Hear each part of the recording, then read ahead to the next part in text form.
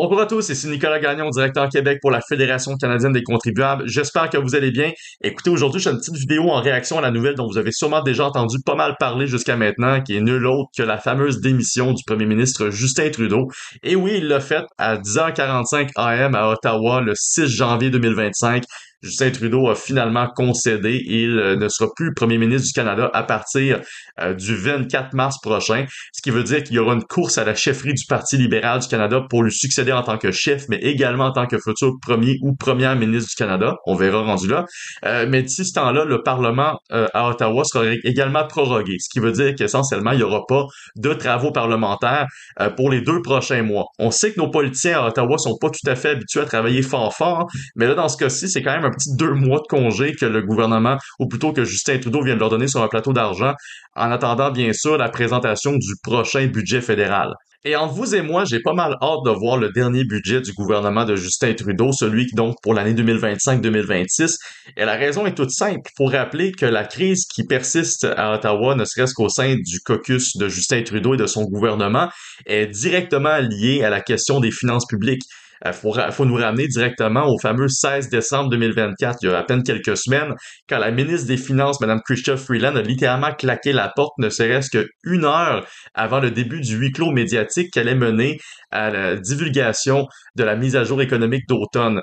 Donc, c'est pas rien et c'était lié à plusieurs niveaux à l'état des finances, ne serait-ce qu'au fameux déficit pour l'année 2023-2024, qui était beaucoup plus important que prévu. C'était supposé être 40 milliards, finalement c'était 62 milliards. Cette année, le déficit pour 2024-2025, c'est supposé être 39 milliards. Finalement, on va frôler encore une fois les 50 milliards. Et il faut le rappeler, il n'y a toujours pas de plan pour le retour à l'équilibre budgétaire. Il n'y en a jamais eu et il n'y en aura jamais. Et donc, de savoir c'est quoi les dernières surprises qui nous sont réservées dans le budget de 2025-2026 qui devrait nous être livré à peine quelques semaines après la prorogation du gouvernement. Disons que ça a de quoi susciter beaucoup de curiosité, mais pas nécessairement pour les meilleures raisons. Faut le rappeler, les finances du Canada n'ont jamais été autant dans le rouge comme c'est le cas présentement. Parce qu'on le répétera jamais assez, tant qu'à moi, c'est l'héritage ultime de Justin Trudeau. Sous son gouvernement, la dette a littéralement doublé. En 2015, la dette fédérale du gouvernement du Canada, donc celle qui avait été accumulée entre 1867 et l'élection de Justin Trudeau, c'était environ 616 milliards. Mais depuis l'élection de Justin Trudeau jusqu'à aujourd'hui, la dette est rendue à 1300 milliards ou 1,3 billion pour le dire en bon français. C'est énorme. Puis où est-ce qu'on ressent cet impact-là? Ben, c'est directement sur les finances publiques. En fait, pour vous donner une idée, à chaque année, le gouvernement doit, avec les impôts et les taxes qu'il cueille directement dans nos poches ou à la consommation, rembourser une partie de cette dette-là avec les paiements en intérêt ou ce qu'on appelle le service sur la dette.